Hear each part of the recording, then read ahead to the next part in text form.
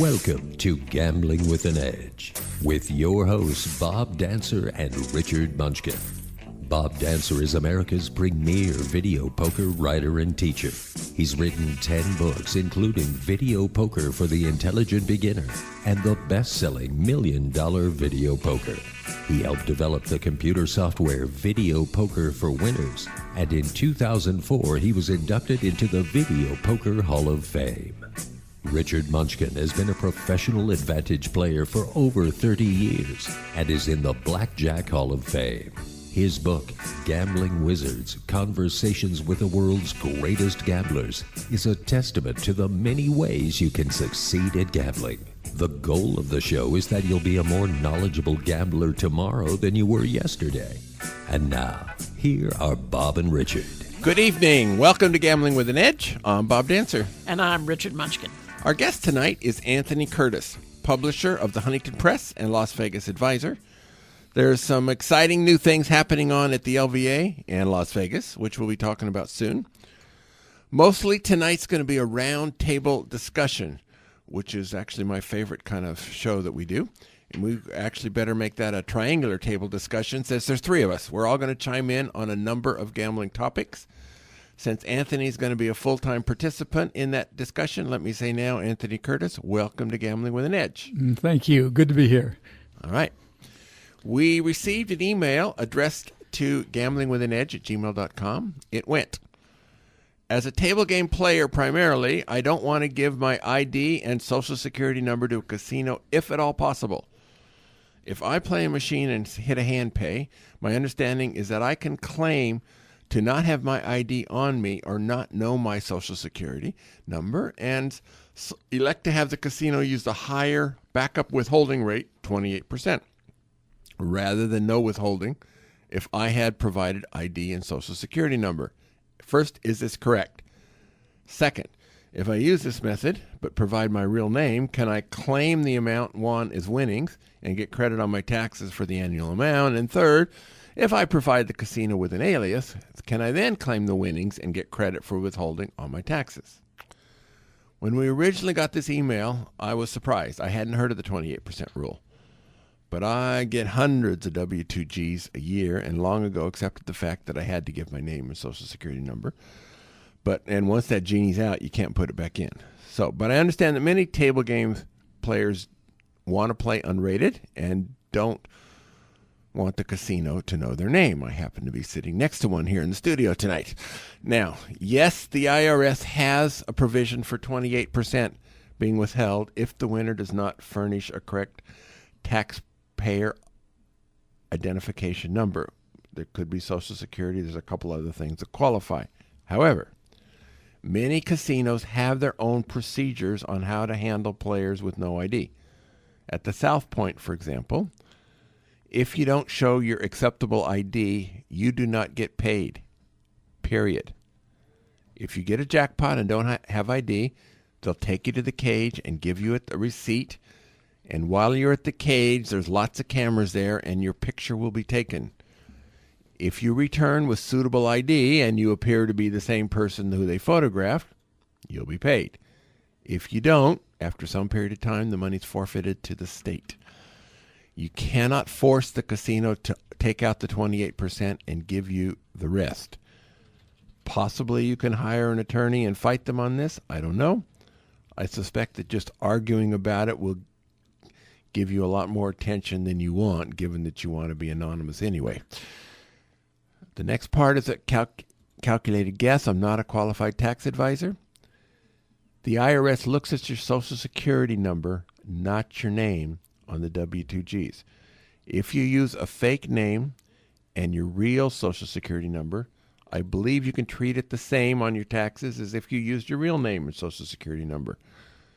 I once heard Munchkin say that he used an alias along with his real social security number, and he got a letter from the IRS asking, "Is this you?" And he said yes, and then there was no problem. The IRS doesn't care why you use the alias, so long as they get their money. Do I have the story essentially right, Munch? Yeah, and that's basically right. Yeah, I used an alias with my real Social Security number several times. I mean, this is really common in the movie business, right? And I have to say, prior to 9/11, this was really easy. In California, anybody could just go into DMV and say, I'm an actor, a writer, a dancer, whatever, and I want to use the name Joe Blow. And they would say, fine, here's a driver's license under the name Joe Blow. So, yeah, I would get contacted by the IRS. And when I filled my taxes out, I would put my real name and I would put AKA and my other name. But I would get these letters that said, we had someone under this name using your Social Security number. Is it you? And I would just call them up and say, yeah, it's me. And that AKA is on my tax form.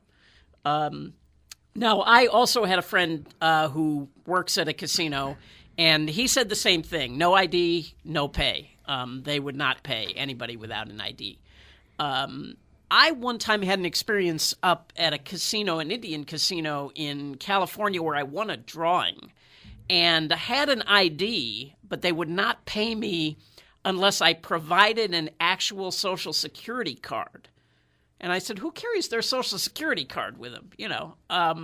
But I ended up going to a Social Security office in Fresno and getting a duplicate card just to collect, you know, the drawing. But one more thing I have to say, and many people are going to find this really hard to believe, but I have a friend who has, on more than one occasion, mucked a royal flush on a carnival game just so he would not have to provide ID.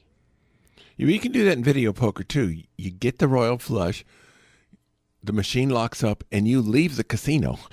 Right. And they won't chase you. He literally has just thrown $25,000 into the muck because he feels his name and Social Security number are worth more than that. I'm sure there are people at the table who say, you know, for $3,000, I'll sign for you. But if the casino would let them, maybe he would. But yeah. Now, it's usually, there's a saying, usually phrased more colorfully than I can say on AM radio, and my producer's ears are perking up when I say that. But you really shouldn't poop in your own backyard. Now, that probably pertains here. If you really want to keep your ID a secret, don't play any slots where you could get a W2G, no matter how. Now, one thing I'm curious about, though, is if you actually gave them your real ID and said, I don't know my Social Security number, just withhold the 28%, I don't know what the casino would do in that case. And then you could later go back and claim it on your taxes if the casino would do it. And that way, at least your Social Security number is still clean. Well, jump in any time here, Anthony. But since I'm on the show, yeah, I'll say something. Actually, everything you guys have said, I agree with. I mean, starting with you, Bob, it's if you don't want a taxable, don't play taxable situations. And that's what it boils down to. But it really also boils down to the casinos are relatively reasonable about this. They have reasons to want to get IDs and things. And you can, my understanding, I've used lots of aliases. I've used many aliases.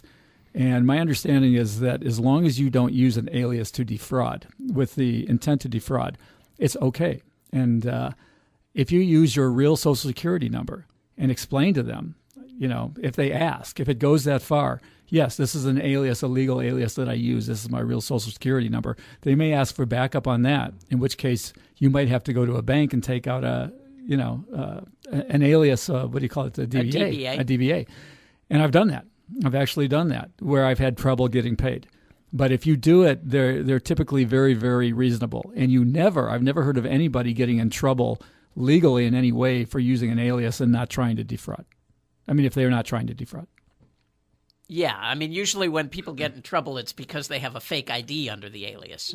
Well, I mean, if you've got you can have a fake ID. That's what I'm saying. You can actually have a fake ID if you have your proper Social Security number attached to it and you turn that over. No, you can't make not a government ID. You can't make a fake driver's license or a fake passport. No, but you can there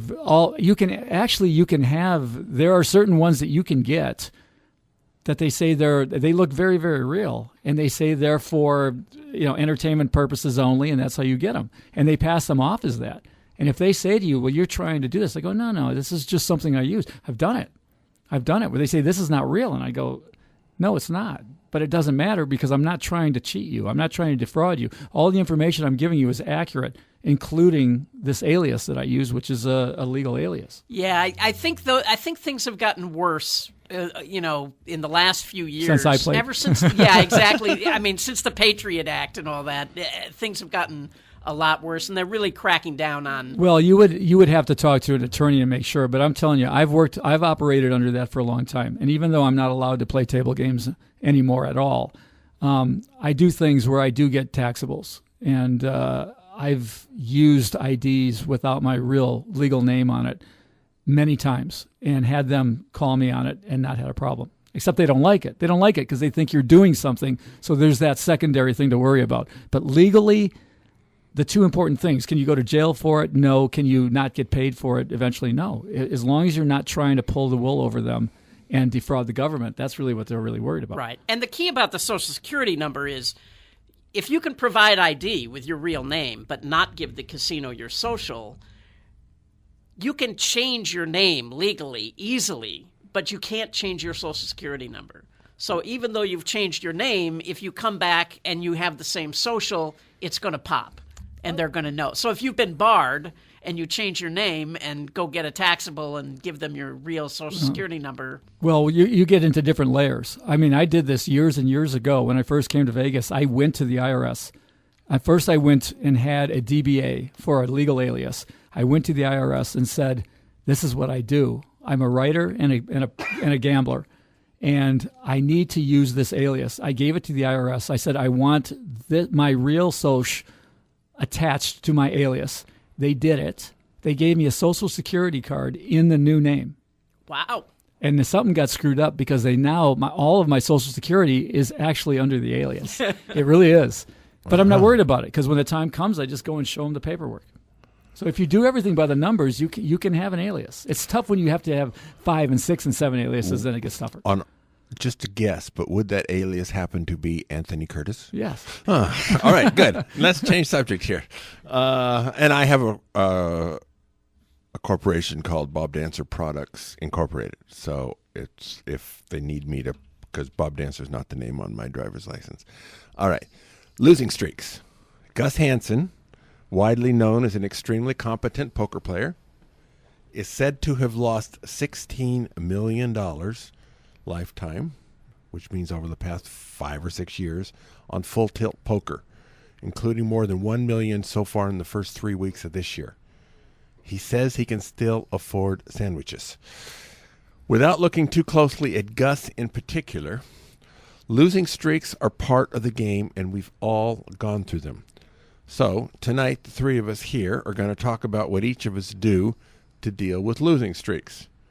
Richard, you go first. Have you ever had a losing streak?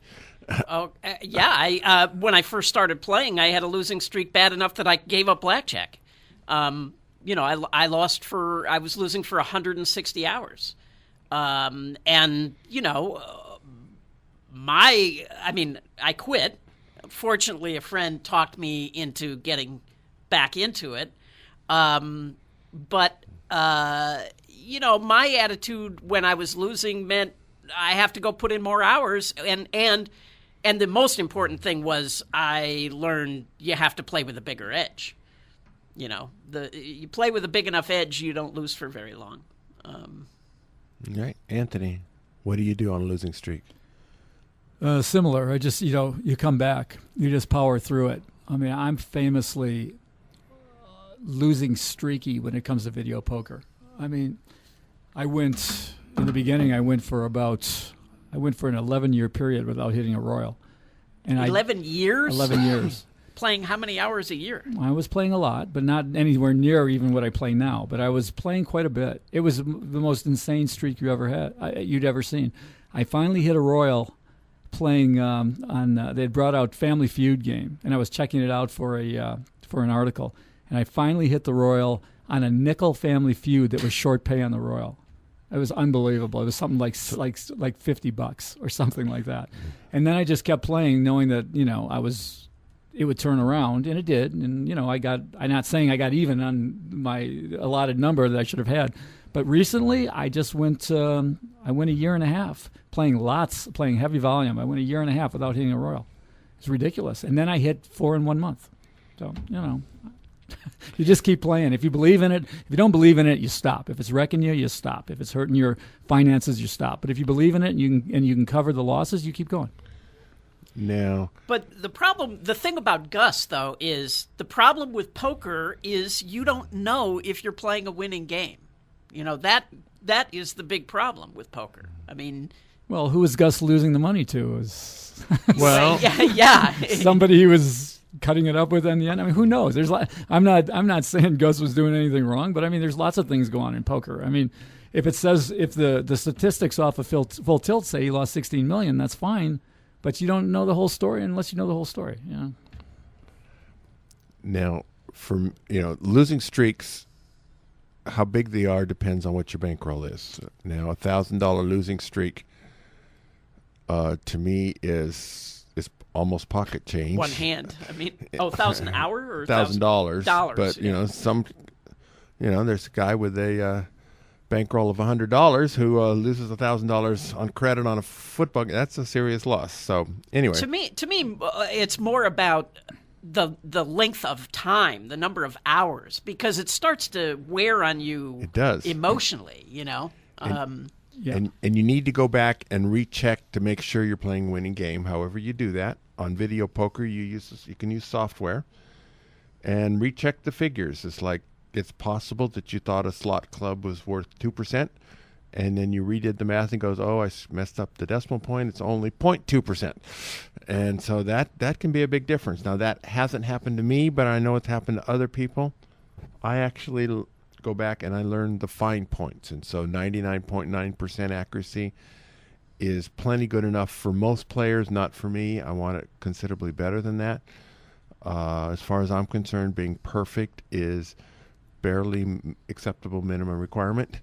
And so I strive to do that. So especially when you're on your losing streak, you don't want to be giving up these extra little bits. You also have to put it in perspective. I mean, for me, if I was looking at money, what I was making and not or losing, that would be one thing. I was looking at my royal dearth. Why was I not getting royal flushes? Well, you can't do anything wrong not to get royal flushes, except if I was throwing away every 3 to the royal or something. Well, I wasn't. A monkey would be getting royal. So it's very much easier to justify when you sit down and think about it and go, well, I've just been very, very unlucky that none of these things are ever coming in. When I was counting and losing for all those hours, I had friends come out with me 3 or 4 different times and had somebody sit at the table with me and watch me play, because I started thinking I must be doing this wrong. Exactly. So, yeah, I mean. Well, I continue to ask the question, do I have it anymore? Like, I'm going to be 67 years old next month. Now, I'm the oldest guy in the room, but the other guys aren't that far behind. So, and I'm 100% certain my memory isn't what it was 30 years ago. But I can't say if it's down 5% or 20% or 40%. I don't know. Now, I'm assuming for at least the next couple decades, I will still have what it takes mentally to do this. I don't know that. I can check myself on the software, but I can continue to evaluate. Well, if regular people or anything, people who play out there or anything like me, for some reason, even though I know the difference, when I lose at gambling, I feel derelict. I mean, it's ridiculous. For some reason, I feel worse losing at gambling than I do losing money in any sort of business decision or anything else. Even though I know I have an edge, I still feel derelict. So it's got to be tough to take for people who aren't sure, who care about things like that, going, man, what did I just do? You know what I mean? Mm-hmm. And it has to do with your family. Now, I was married to Shirley for 17 years, and she, at the end, was beginning to understand that, yes, I could lose $8,000 in a day and still have, when I say I did everything correctly, I was probably telling the truth. But now Shirley's gone, and now trying to have that conversation with Bonnie is a whole new conversation. And so She's getting there, sort of. All right. New Good subject. luck with that. Yeah. James Grosjean. He's a legend among table game players. Arguably the best blackjack player ever. James has also worked out mathematical models for a variety of ways to beat other table games. Used copy of his Beyond Counting Exhibit CAA book are being sold for multi-thousands of dollars, if you can find one. Now there's a blog by James Grosjean called Beyond Counting on the Las Vegas Advisor site. Beyond Numbers, I think it's called. Right? Yeah, Beyond Numbers. Beyond Numbers. Aha. All right. So, Anthony, tell us about that. Well, everything you say about James Grosjean is, reasonably backed up. The guy's amazing. But he's also sort of an enigma. He doesn't like to talk a lot. He doesn't like to. He shares information in books that he tries not to sell. It's amazing. He's never been on the show. Yeah. He really does. He puts it in a book and then he vets everybody. He vets every single person who tries to buy it, and he tries to decide if they're worthy to buy it. And he ends up not selling books to people who want to give him hundreds and maybe thousands of dollars. I've known him for quite a while. I'm honored to know him because the guy doesn't suffer fools. So since he talks to me, I reckon I'm not a fool. And you kind of start to take your own measure off of things like this. We talked for years about getting together and really putting good, solid gambling information online. And he suggested that we start with a blog. And I said, man, anything to get James Grosjean at LasVegasAdvisor.com. Yes. And he started doing it, and we're off to the races, and it's pretty exciting. It's cool stuff. Yeah, he's only had 5 or 4, 5, 6, something like that post so far. Three. Only three. Only three. Really? Unless he just put one up. Only 3 last I saw. No, it's only 3. He answers in the comments section, but the actual post there. The last one, both Munch and I actually saw fit to make a comment on it. So, and there are other people of our ilk who respect James and are in there responding to James's comments, which is good. It will ramp up. He's softballing right now. Right now he's putting up stuff that's really interesting, and you look at it and you read it and go, wow, this is cool. But it's only a very, very small part of what this guy's got lined up to come out. He's waiting for the casino people to get bored with it, so then he can start putting the real information up. Maybe. All right. Is there anything else at Huntington Press or LVA that you'd like to tell us about, Anthony? No, nothing going on. Yeah, right. So why don't you take 5 minutes and tell us about that nothing going on? We'll do it in less than 5. The big news at LVA. There's 2 things at LVA we're doing. One is just a really big build out, trying to do more of what we've always done. Better deals for the customers and more gambling information. That's where the Grosjean thing comes in. We just opened something called the LVA Casino. We're sort of beta testing it right now. This is fun. This is a social casino. This is where people come, and we hold every day except weekends, but there will be weekends soon. We hold blackjack,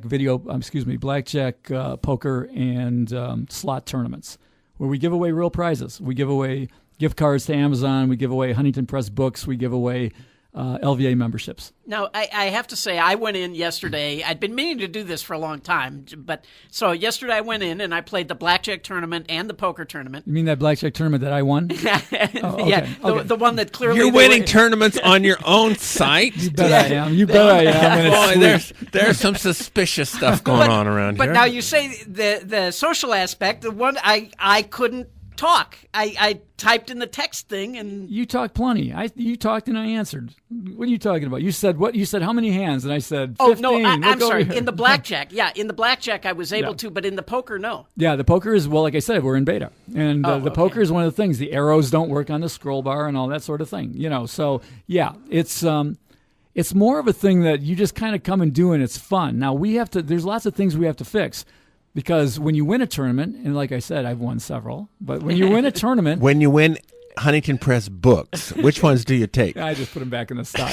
But when you win a tournament, there should be firecrackers going off and everything else. Here's what happens. You win a tournament and it goes, you won. And boom, it's gone. I mean, there's all these things that we're fixing. It's in beta. Right. But it's a fun part of what we're trying to put together there. Of course, the big news. Go ahead. I just my one other comment about the poker tournament was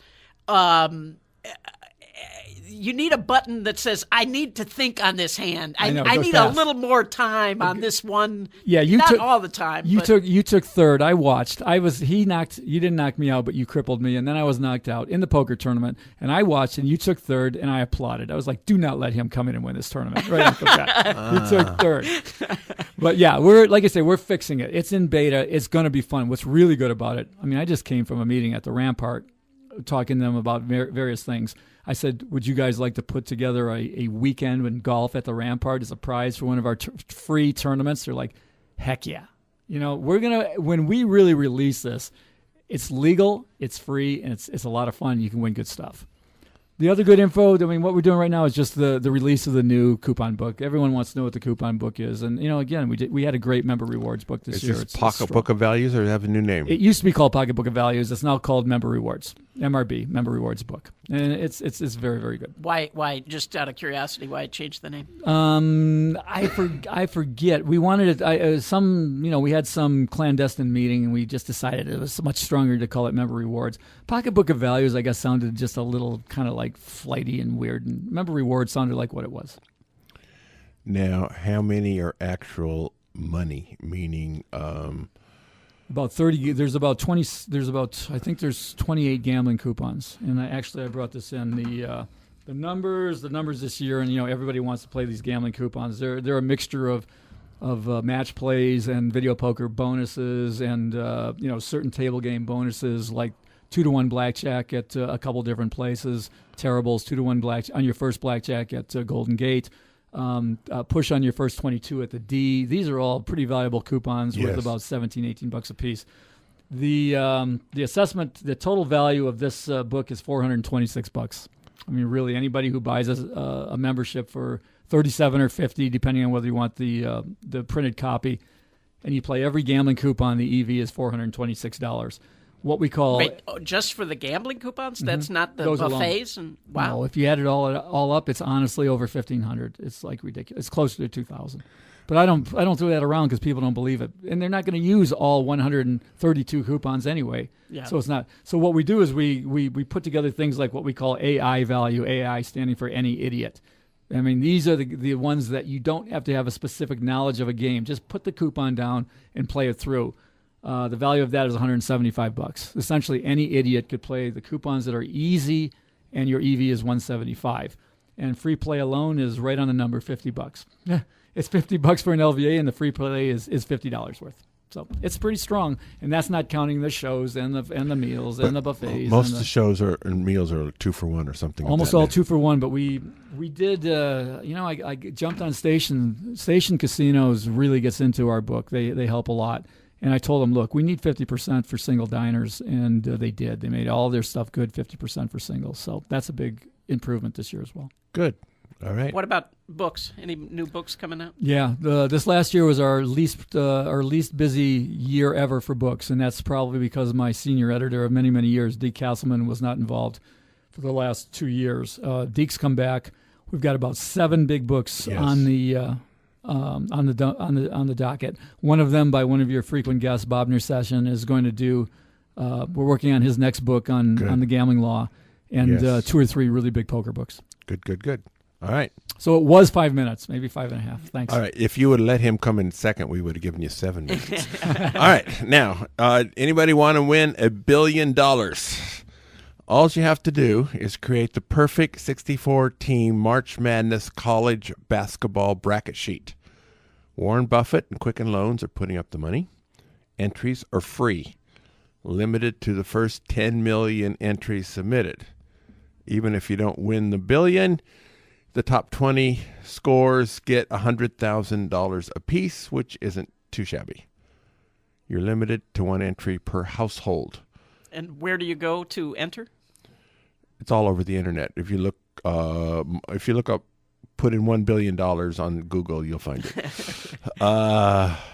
So entries are actually worth less than 1 cent apiece. And it takes quite a bit of time to fill out a bracket sheet. But still, you could win $1 billion.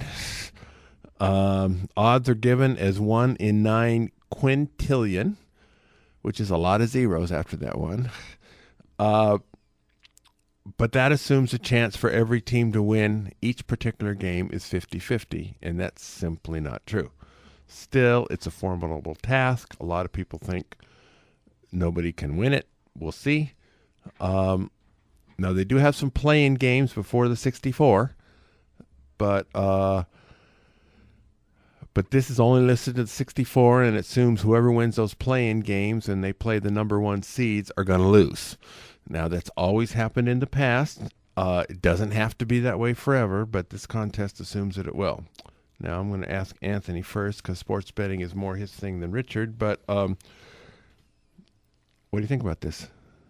Oh, I think it's, on the part of Buffett, it's a pure advantage play move. I mean, it's pure business. It's, that's what actuaries are all about. They figure out odds and they offer much less than what the true odds are, and that's the situation here.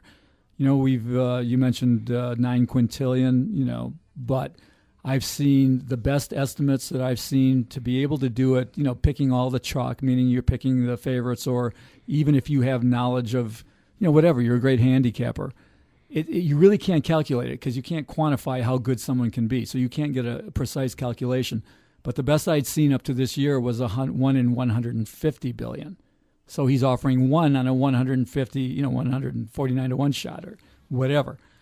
Except I saw the one entry is free. Well, yeah. That would be, what you say is right if he was charging $1. Well, no. But He's now selling he's charging, insurance to Quicken Loans. I assume he was paid, right? I assume. Yeah, Quicken yeah. Loans I assume He's selling getting a couple insurance $1 million. to Quicken Loans.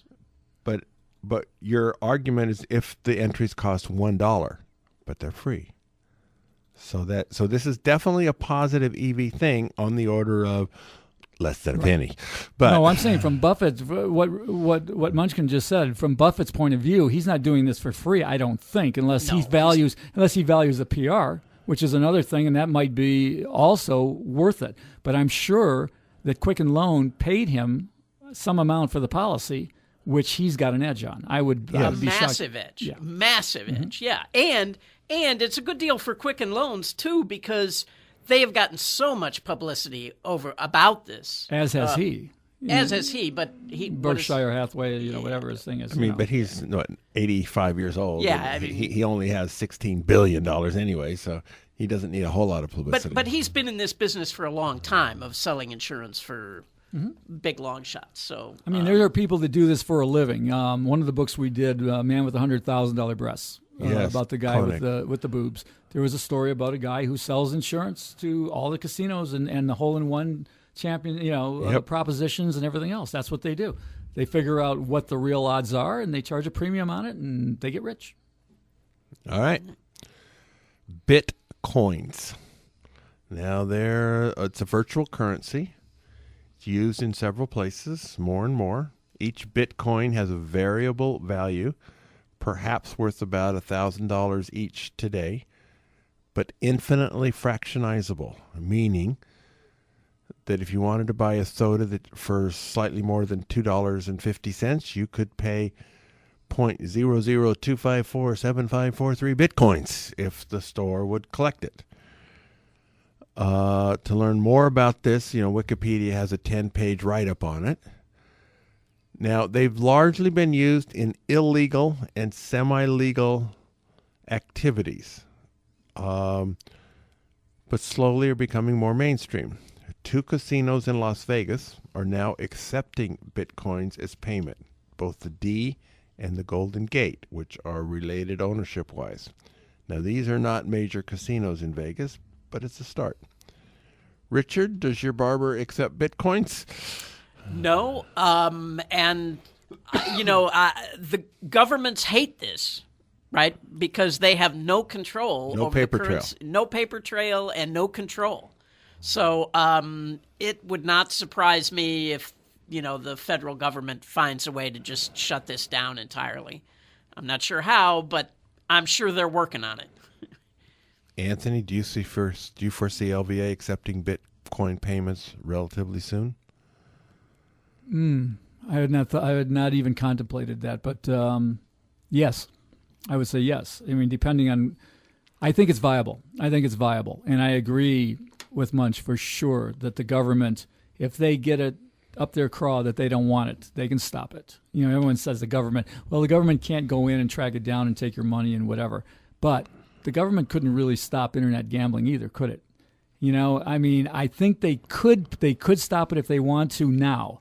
But I think that if they let it go, it's going to turn into something that they really can't tame. Right, but they stopped internet gambling not by stopping the gambling, but by going after the banks, yes. right, when they passed the Exactly. UIGEA. And so they'll find some other way of shutting this down. Yeah, what I'm saying is that I think that it's going to continue because I think the public is going to want it. And I think that what they did at the D, you know, that's Derek Stevens there. And I think what Derek did was brilliant because he's all over the news, man. He's everywhere right now. There was a thing on USA today about, you know, his casinos. And I think that it's something that is probably going to pick up steam, and I would do it. I would accept it. At this point, I would accept it if it was presented to me in an easy way to make the transfers. I would do it. It'd be great for gamblers if you could gamble with them because which is being considered, what I understand, by Gaming Control. And certain overseas online sites, you can use it. I heard today, I mean, the details are not allowed to be told, but I heard today that Bitcoin kiosks are on the way in the casinos, that deals have been made already. All right, so wow. at the D right now, all you can do is take Bitcoin, use it at... You can use it for your hotel room. You can use it in the D gift shop. You can use it at Andiamo Steakhouse at the D, and you can use it at American Coney Island at the D. Those are the only places you can use Bitcoin to purchase. But I hear that kiosks are on the horizon where you can, withdraw and take out and put in. And then what's next? I don't know. I heard Gaming Control. I read that Gaming Control is considering letting it be used on the floor. I mean, the farther it goes, the harder it's going to be for government to shut it down. All right, let's go on to something else. In Atlantic City, there was a poker tournament last Friday at the Borgata where 4,800 players put up $560 apiece. When they got down to 3 tables, 27 players, they halted the play because they had determined that one or more players had introduced a significant number of counterfeit chips into the game. So far, nobody's been paid. There's almost $2.4 million in the prize pool, and right now nobody knows what's going to happen. Now, introducing a substantial amount of counterfeit chips, in addition to being illegal, is not easy to do. Everyone is on camera all the time. If I have $20,000 in chips in front of me, and 20 minutes later I have $100,000 in chips, without winning some pretty big pots in the meantime, somebody else at the table is bound to notice. Good players keep track of other players' chip stacks, either approximately or exactly. The chips had to be identical or close to identical to what was already being used. If the casino had prepared for, say, 6,000 players, there'd be a large number of extra overflow chips that weren't being used in the tournament that would match perfectly. If these were indeed overflow Borgata chips, and I don't know that they were, then there's a chance of some inside help here. Introducing these chips at the right time is critical. Every hour or two, the casino colors up players, removing the lower denom chips and replacing them with higher chips as the antes go up and as the blinds go up. So you can't introduce certain colored chips either before or after they're being used at the table.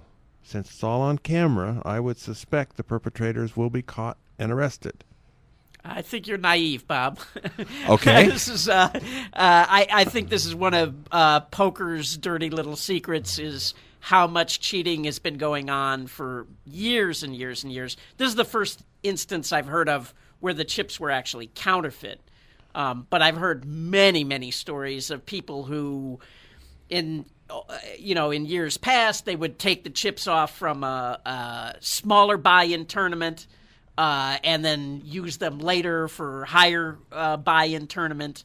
There are also situations where people have partnerships where they have people dump all their chips off to one another. Well, dumping chips wouldn't affect the total amount of chips in play. No, but I have heard stories of many poker tournaments where at the end of the tournament they have more chips than the number of buy-ins. Right, they don't announce it. Right, no, of course not. I mean, this is, and there was a thing, I don't know, it might have been 10 years ago, where some guys came out and basically came forward and said all this cheating is going on. Mm-hmm. And Mike Caro interviewed these guys, and I think the interviews are on YouTube now, 6 hours worth. And, man, Mike Caro got death threats, and, I mean, it ruined his life. I mean, because the moneyed interests just don't want to talk about this. Well, there's a very famous book about cheating called American Roulette, written by Richard Marcus. It's a really good book. And Richard did another book that didn't get much play. It was called Dirty Poker. And Richard talked about a lot of things that go on in the poker world. And I didn't read all of Dirty Poker. I don't recall some of the stuff. I don't know if he talked about, bringing in additional chips. But this is something that has been going on for a long time. And I got a feeling that some amateurs probably tried to do something and they got picked off on this one. But, yeah, it's been going on. Think they'll be caught? I'm betting yes, but Richard says I'm naive. I think both might be true. I think counterfeit chips will get caught, yes, but people bringing extra chips into tournaments, I heard a story down in Aruba where a guy's bag, when they close up for the night and they put everybody's chips in a bag, and the next morning he had more chips in the bag than he had the night before when they put him in, and so anytime there's a lot of money on the line and there's a lot of moving parts, there's a lot of people out there who try to take advantage. Yeah, and one good time to increase chips is if the table you're playing at is down to 5 players and you go to table number 7, you go to table number 9, you go to table number 14. So everybody picks up their chips and leaves to the other table, and when you get to the new table, nobody knows how many chips you had at the old table. Right. Yeah. So I guess that's the time to introduce it. Yeah. So should I want to do my life in crime? That's where I'll start. I'm glad Richard went first, because I was going to go, maybe. Then you have been, man, you both are naive. All right. So now let's let Richard do some talking. There's an Australian tennis player who was signaling up to bookies. Not a player. Not a player. Somebody in Australia on a tennis match signaling to bookies during the match. Right. Now, and they arrested this guy. He had some kind of a communication device in his pants that he was, sending out signals to. But I don't understand the charge. I mean, what did he... you can sit there and send texts on your phone. I do. Well, okay, explain it to me. I can send a text on my phone. Why is that any different? Apparently the TV had a 7-second delay from the live match. Now... Right, that's how they were getting their edge. So there are things. Now, I don't know how there's online betting. So now if, for example, if you can bet, will there be a let ball, which is where the ball on the serve hits the net and then goes into the right place, it's a do-over. If you had that possibility and you had a 7-second edge, you could get a big bet down. Now, of course, sure. This is how he got his edge. I applaud that. I looked at this pretty closely. I think that was the implication. They call it court-siding, right? What they wanted to imply was that it was past posting. That's what they wanted to imply. That this guy was moving it so fast that he was able to allow his people that he was working with to make a bet after he knew the result, past posting. Yes. But all of these, it's really, really big in Europe, and they are far too sophisticated to allow past posting. You cannot bet, to my knowledge, that quickly on the next point. You can bet like 3 points ahead, that sort of thing. There's no past posting possible, really, I don't think, except in really shoddy operations. What they were doing is getting the information out faster for the ones ahead. It was not past posting. It was giving them an edge in the quantification of their next bet and what they wanted to do. And the guy was a former employee of Betfair, Yeah. which is one of the biggest places. So great, I understand that, and I assume they could get a big edge that way. Yeah. My question is, What's illegal what about did he that? do about it? Right. What did he do that's illegal? You can't send a text sitting in a tennis match? I agree with you 100%. I don't think there was any chance they were past posting. What they were doing was getting an edge like a stockbroker who's better than that stockbroker. And so Yeah. I don't see what the charge is. You're smarter and faster than me? I don't And know that that's this a crime. had to be set up, right? They didn't just happen to notice it and bust this guy. They were watching this guy, and they did say that they had done this at several other tennis matches in Australia. So, yeah, they committed a lot of police resources to watch this guy send text messages while watching a tennis match. I just think it's ridiculous. I think this is a better company. This is a company. They were. I think they're selling the information. Or else they're using it themselves, and they just do it better than everyone else. I don't think they're breaking a single rule from what I've seen. Yeah. It did remind me of the movie The Sting, where Past posting. That was Yeah. horse racing, where they got the information on the afterwards. But Actually, when I was a kid, I lived near Arlington Racetrack outside Chicago, and there were no telephones at the racetrack, and they weren't allowed to have telephones at racetracks for exactly that reason. And there were guys that were caught across the street on top of the roof of a building with binoculars and telescopes, and they would be up there trying to see the results of the races and phone them in and... Yeah, brilliant things. I mean, that's what the Sting was about. You know, that book I just mentioned, American Roulette, was about past posting. I mean, that's what it was about. good. I haven't read that book. It's really good. It'll be on my list. All right.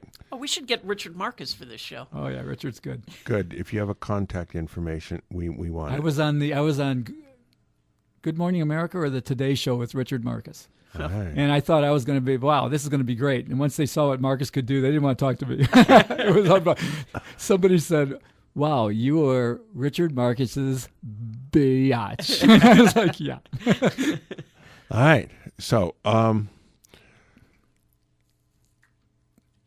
we actually have bunches of other things. I want to get the commercials out of the way, and then we're going to fill up the rest of the time with the rest of the stuff. But don't go away. We're coming back here.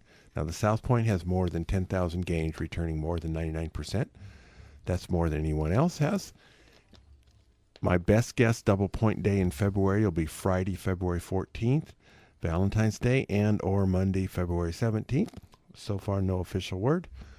Next semester, free video poker classes at the South Point will begin Wednesday, February 5th. Will continue weekly for 10 weeks. It's at noon. The current schedule may be found on bobdancer.com. At the Palms, they've completely reformatted the weekend drawings. In January, it's Friday only, 7:30. You can earn a maximum of 100 tickets per day. This has turned it into a low roller event. If you swipe on Friday and don't win, you still will get $10 in free play on your card Saturday between 6 a.m. and 10 p.m. Been a lot of complaints about this, and in February, according to the president of the Palms, Todd Greenberg, in February it is going unlimited tickets, and you can earn 2 times drawing tickets on Tuesdays and Thursdays, as many as you want. They have Monday, Wednesday, Friday play, earn, and win for the rest of the month. It is, you can earn up to $208 in free slot play daily. It's at 0.22%, which makes it essentially double points 3 days a week. As always, you keep your points even if you redeem the free play. At videopoker.com, this remains the best place to practice a wide variety of games, including Quick Quads, Ultimate X, Extra Draw Frenzy Poker, Hyper Bonus, and others. Often these games are the best returning games in a casino, and you need to practice so you know how to play. The free monthly contest this month, starting tomorrow, January 24th, is Good Times Pay Poker. Good Times Pay is a triple play variation where you get random multipliers on every hand at exactly the fair price. For example, if you're betting 10 coins, the multipliers average out 2 times. over time. So this adds variance without changing the return or the strategy. One thing to keep in mind, when you're checking out a casino for the best games, check the Good Times Pay poker machines. In some places, they have better pay schedules here than on the regular machines of the same game. There's no change in strategy. If you don't want the extra variance, you always can play them 5 coins per line. All right. The NFL, National Football League, is having a Super Bowl in about 10 days. Our guest next week, Michael Shackelford, former host of this program, likes to bet Super Bowl props. So he's going to be here next Thursday night on props. And that show's going to be devoted to that. The props are actually out now. They've been out for 50 minutes as we talk at least one of the casinos here in town. If you're going to bet props, you have to be in Nevada somewhere. It doesn't have to be Vegas, but it's got to be a Nevada casino.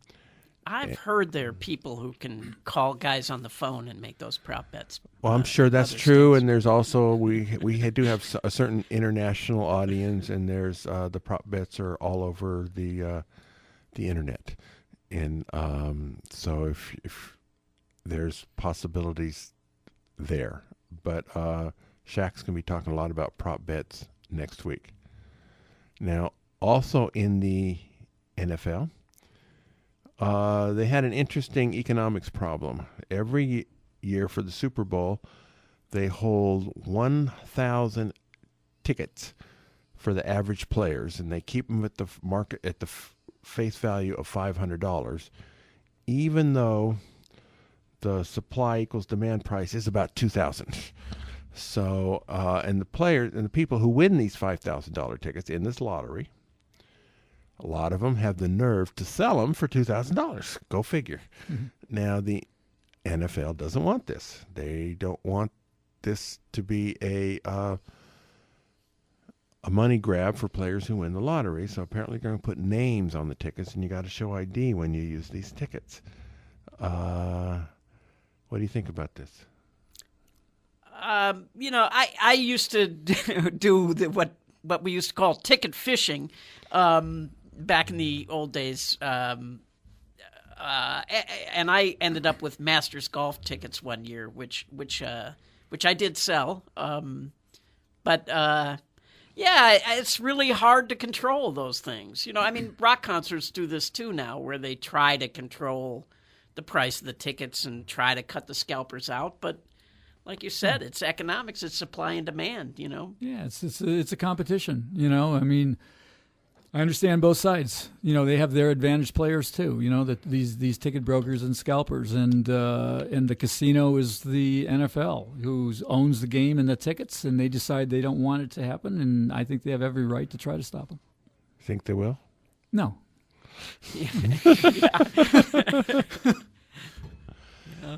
So we have less than a minute to go. If somebody buys one of those scalp tickets, they can always call their friendly blackjack player and find out how to get a fake ID in the name of the ticket. Yeah, that's where we started, right? Yeah. That's an idea. Hey, good. A new business model, right? Oh, good. That's an idea. Come full circle in this show. All right, we started with that, and we're ending with that. So